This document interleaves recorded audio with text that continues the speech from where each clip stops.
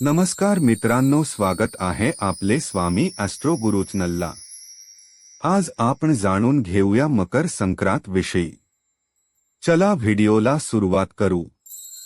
मकर संक्रांती बुधवार दिनांक 14 जानेवारी 2026 म्हणजेच शके 1947 पौष कृष्ण पक्ष मध्ये 11 रोजी दुपारी 3:06 सूर्य मकर राशीत प्रवेश करीत आहे। एक संक्रांतीचा पुण्यकाल बुधवार दिनांक 14 जानेवारी 2026 रोजी दुपारी 3:06 पासून सूर्यास्तापर्यंत आहे। 2 सूर्याचे मकर संक्रमण बालवकरणावर होत असल्याने वाहन वाघ असून उपवाहन घोडा आहे। 3 तिने पिवळे वस्त्र परिधान केले असून हातात गदा घेतली आहे। 4 केशराचा टिळा लावलेला आहे। वयाने कुमारी असून बसलेली आहे। 5 वासाकरिता जाईचे फूल घेतलेले आहे।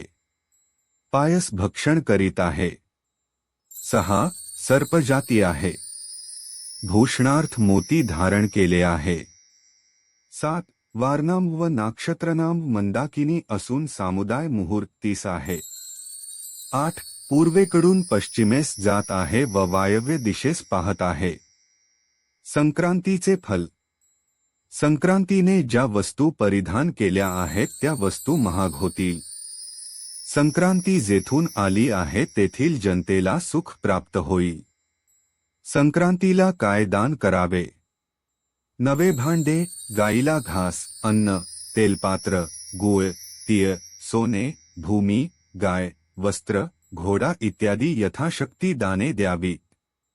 किंक्रात करिदिन गुरुवार दिनांक 15 जानेवारी 2026 रोजी आहे।